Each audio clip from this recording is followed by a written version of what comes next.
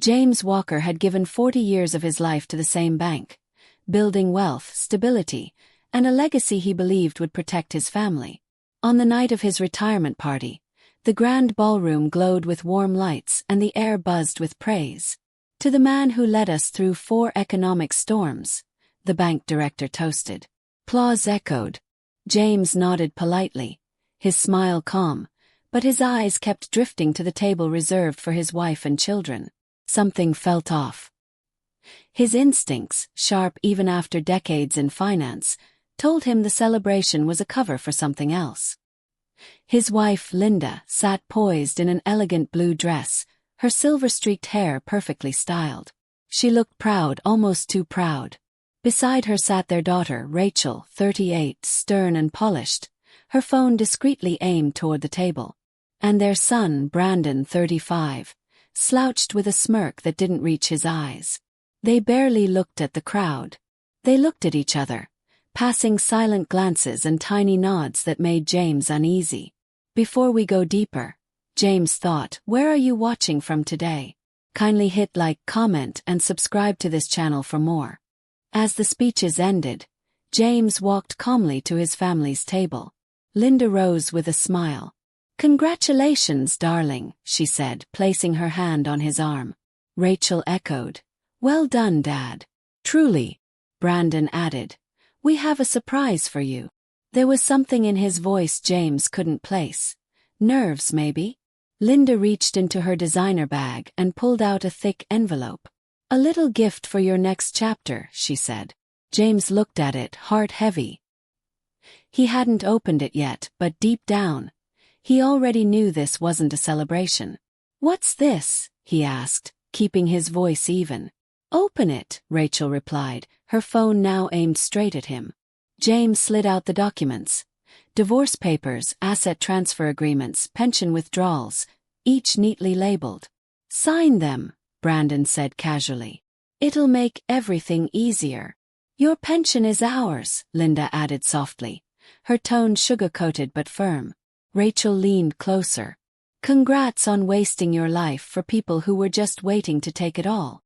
James looked up at them, silent. Inside, the betrayal burned. But outside, he was still the man they thought they could outsmart. He reached into his jacket and slowly pulled out his Mont Blanc pen, the same one Linda had given him on their 25th anniversary. The soft click of the cap echoed on the table. Without a word, James signed each page. His face was calm, his hands steady. Rachel kept recording, thinking they were capturing a moment of defeat. When he finished, James tucked the pen back into his pocket and stood. "Understood," he said. He straightened his suit, gave a quiet nod, and walked away. They believed he was finished. They had no idea. His plan had only just begun. Linda watched James walk away, lips curled in victory. "That went smoother than I expected," she whispered. Rachel ended the recording and slipped her phone into her purse. "We'll file the rest first thing Monday." Brandon leaned back with a smug grin. He didn't even argue. Took it like the old fool he is. Linda nodded, already pulling up luxury vacation packages on her phone. "He's out of our way now," she said softly. But none of them noticed the small smile James wore as he exited the ballroom. 15 years earlier, James Walker sat alone in his study one quiet night, eyes glued to a backup notification on his laptop. Their family cloud account had synced, something he usually ignored. But that night, a strange instinct nudged him to check. As he clicked through, a series of messages appeared, between Linda and his financial advisor, Charles Bennett. First they were flirty, then explicit, then strategic. One message read, "Once his retirement papers are signed, we'll have everything." James froze, the breath catching in his throat. "James is predictable," Linda had typed. "A few tears and he'll sign anything." Charles replied, "We'll split the pension, move the funds, and he'll never know." Rage rushed through James like a wave. But his hands didn't shake. His heart didn't race. Years before the bank, James had served in military intelligence, a past Linda never fully understood. That discipline, that silence in chaos kicked in. He closed the laptop slowly, sat back in his chair and whispered to himself, "Okay, so this is war." James didn't confront Linda. Not that night. Not the next week. He played the long game. During the day he went to work, smiled, held her hand at dinners. At night, he built digital copies of every message, every transaction. He bought encrypted drives, created hidden folders she would never find. He researched financial shelters, anonymous trusts, shell companies. Slowly, brick by brick, he built a wall they could never scale. And all the while, Linda still believed he was the same old James. He started small. A dummy consulting firm registered offshore. Then another. Over the years, James funneled portions of his bonuses and profits into these quiet accounts. He bought properties under fake business names. Small condos in quiet towns, a beach villa, even a private loft downtown. He made sure nothing linked back to him on paper. Meanwhile, Linda and Charles continued their secret affair, blind to the fact that James was collecting everything. He wasn't just surviving. He was preparing for checkmate. At family dinners, James smiled and passed the gravy. At church, he held Linda's hand. At work, he shook Charles's hand during meetings, even as he tracked every movement from his encrypted devices.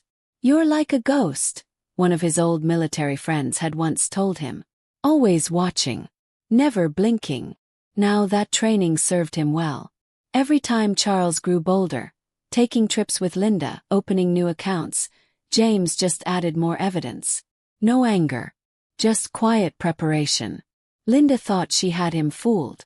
She thought she was playing chess. But James had studied every move for over a decade. She took longer spot trips. Charles got cockier in his emails.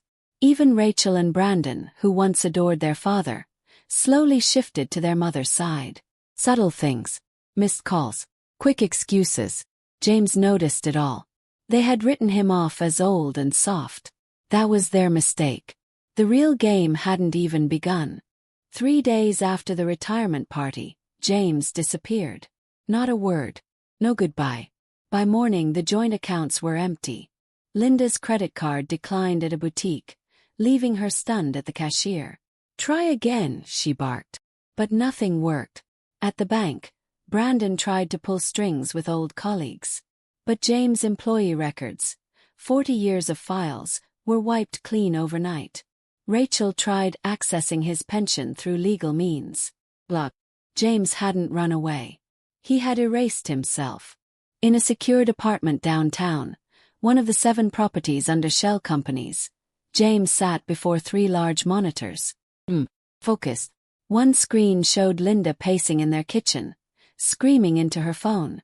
Another showed Brandon in his car, face red, smashing his fist on the steering wheel. The third showed Rachel at her law office, angrily typing on her laptop. James watched it all unfold from a distance. He whispered to himself, "Stage 1, panic complete." He opened a folder labeled Checkmate.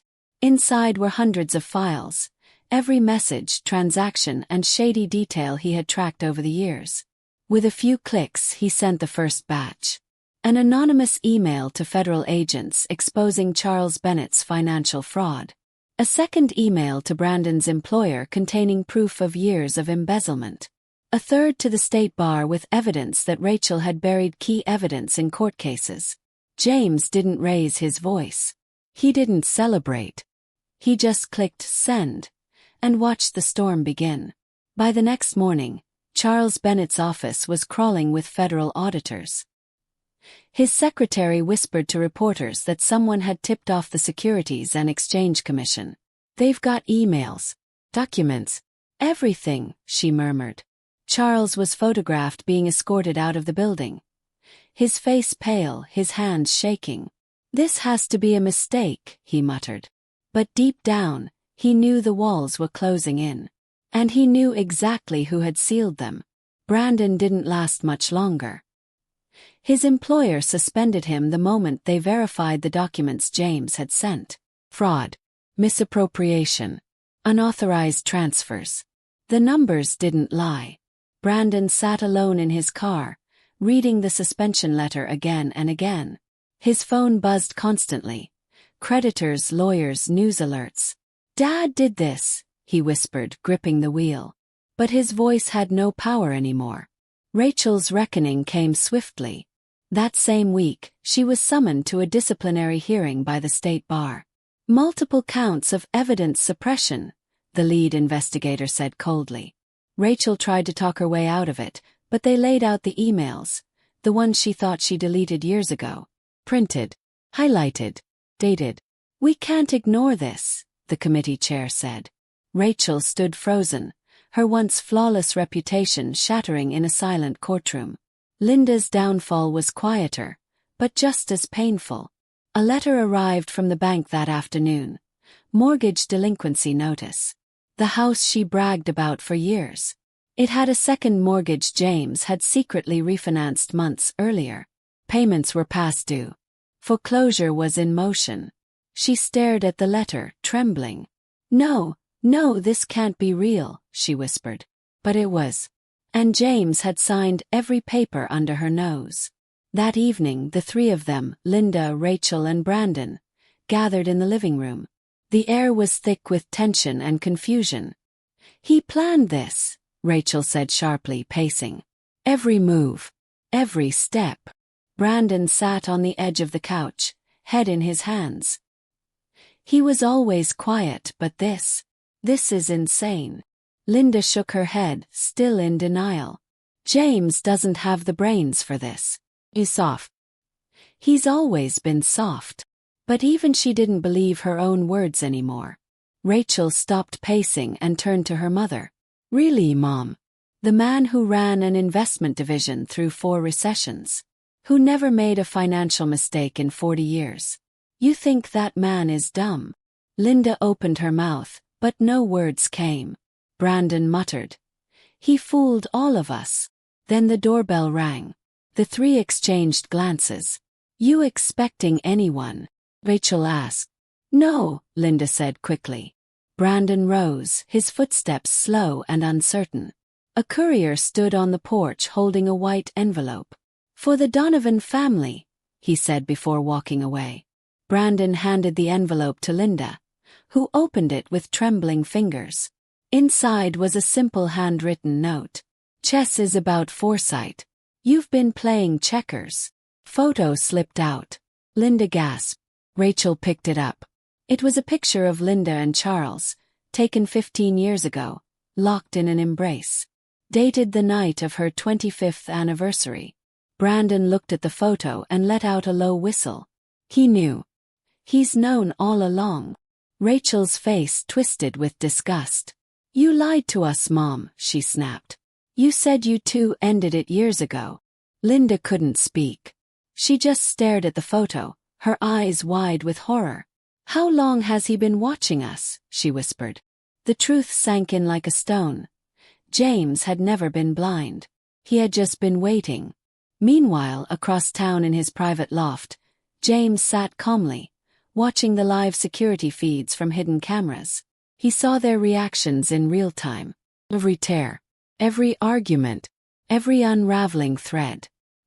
He took a sip of tea and whispered, "Phase 2, complete." His screen showed dozens of encrypted folders, still unopened. He wasn't done. Not yet. Justice wasn't just about punishing them. It was about exposing them.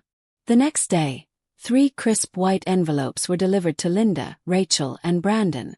Each was labeled "Invitation to Settlement Discussion." The location: Grand Crest Hotel downtown. Desperate, they all agreed. Maybe James was ready to talk. Maybe they could fix this quietly. But when they walked into the conference room, they froze. No lawyers, no mediator, just cameras, reporters, investigators, and a giant screen waiting to light up their darkest secrets. "What is this?" Linda asked, voice trembling, eyes scanning the room. Reporters raised their cameras. Federal agents stood quietly by the walls. Rachel reached for her phone but paused when the lights dimmed. A projector screen lit up at the front of the room. A title flashed in bold letters. Linda Donovan. Fraudulent transfers and account manipulation. Rachel's breath caught. Brandon took a step back. The nightmare had only just begun.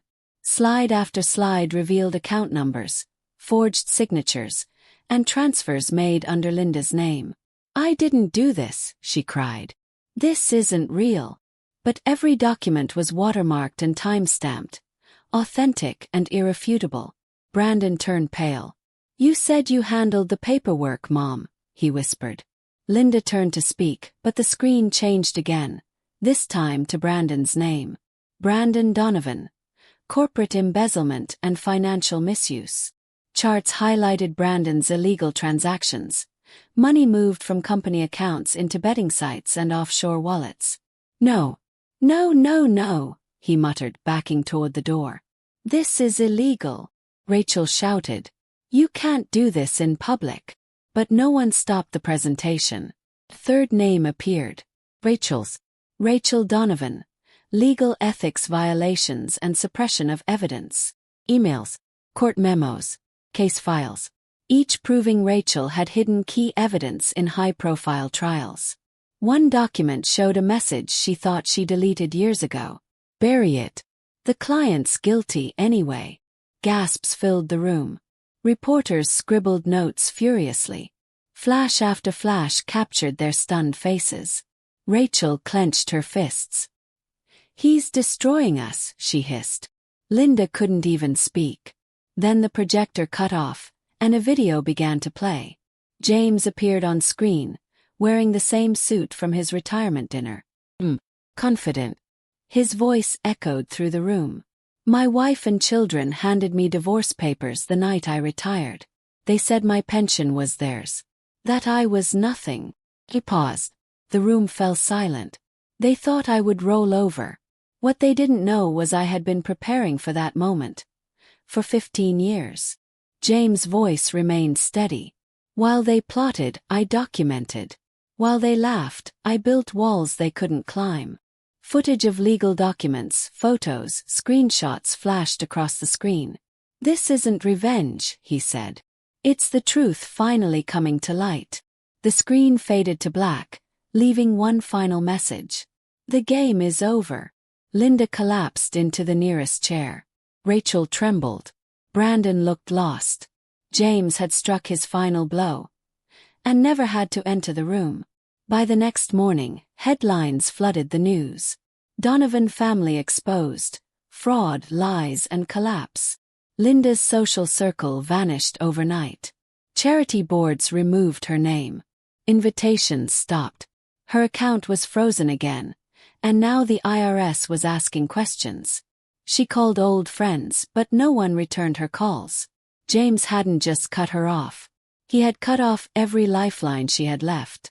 Brandon faced formal charges within a week. Prosecutors had enough evidence to build an airtight case. His lawyer advised a plea deal. "Take 5 years. Cooperate. It's the best you'll get." Brandon sat in silence, the smirk long gone. In court, he looked nothing like the man from the retirement dinner. His suit hung loose. His hands shook. Even the judge looked at him with quiet disappointment. Rachel's fall from grace hurt the most. The bar's ruling was unanimous. Disbarred. Her license revoked. Every firm she ever worked with issued public statements cutting ties. Her colleagues avoided her in public. The ones who once sought her opinion now crossed the street. Within a month, Rachel was working as a hostess in a high-end restaurant, praying no former clients would recognize her. The shame followed her like a shadow. Charles Bennett, the man who once whispered sweet promises to Linda, was now the star of a federal indictment. His condo was raided. His bank account seized. In desperation, he turned state's evidence, giving investigators everything he had on Linda. But it didn't save him. His reputation was gone. His clients pulled out. From trusted advisor to federal target, the papers wrote. And through it all, James watched in silence, far from the chaos he had left behind. 6 months later, Linda Donovan stood trial. Her lawyers tried everything: delay tactics, emotional appeals, even claims of forgery. But the evidence was too solid. James had prepared for everything. Her signature was on every fraudulent transfer. The jury didn't take long. Guilty on all counts. As she was escorted out of court in handcuffs, the cameras captured it all. The woman who once ruled social circles now wore the face of disgrace. Brandon served his sentence quietly. No visitors, no press, just time and regret. He spent his nights thinking about how quickly he had traded family for greed. Sometimes, he wondered if his father had ever truly loved him. But deep down he knew the truth. James had loved them all. That's why the betrayal hurt so deeply. And that's why he never gave them another chance. Rachel, once a courtroom star, faded from public life. She couldn't walk into a grocery store without side eyes. Couldn't open her phone without a headline reminding her of her fall. The restaurant where she worked let her go after a customer recognized her. "We can't afford the attention," the manager said gently. That night, Rachel sat in her apartment, alone and quiet. She stared at a photo of her family from years ago and whispered, "We lost him, long before we noticed." Charles Bennett pled guilty. In exchange for a lighter sentence, he exposed dozens of clients. His legacy, his name, ruined. His accounts, me. He once bragged about retiring on an island. Now he'd be lucky to retire in peace. Every whisper he ever shared with Linda, every secret, they were all used against him. He underestimated James Walker, just like everyone else did. Back in a quiet corner of the world, under palm trees and golden skies, James Walker sat alone on a private beach. A linen shirt, a cold drink, and soft waves were all he needed. His laptop sat nearby, closed. For the first time in years, it didn't buzz with surveillance. He leaned back, exhaled deeply, and watched the tide. The past was behind him now. The storm had passed. His phone buzzed one final time. The screen showed a name, Raymond. James answered with a small smile. "They're facing sentencing next week," Raymond said. "Will you come back?" James stared out at the water for a long moment. "No," he replied. "I've given them enough of my life already." His voice was peaceful, resolved. Raymond paused. "Any regrets?" James gave a half-smile. "Only that I waited so long to see them clearly." When the call ended, James picked up his tablet. A program was still running. His last surveillance tool. It showed every device his family still used. Their movements, their online searches, their cries for help. He watched for one last moment, then hovered his finger over the delete key. His hand didn't shake. His mind didn't hesitate. One tap and the screen went dark. Silence. Freedom. Some betrayals take everything from you. Your time. Your love. Your peace. But sometimes they leave behind the one thing you never thought you'd find: clarity. James didn't need revenge. He didn't need applause. He needed peace. And he had finally claimed it. Not with noise, but with a whisper that echoed louder than any war. Far away, a family sat in silence, each in their own prison. Some with bars, some with headlines, some with guilt too heavy to carry. They once thought they were the hunters. They once believed the quiet man at the table was weak. But they never asked why he was always watching, or why he never raised his voice. They never knew he was the one who set the board and moved the pieces. Under a golden sunset, James stood slowly and walked toward the water. The sand warmed his feet. The breeze carried no memories, no pain, only peace. He didn't look back. He had already lived that chapter. As the sun dipped below the horizon, he whispered only once, "Some endings are quiet, but they still echo forever."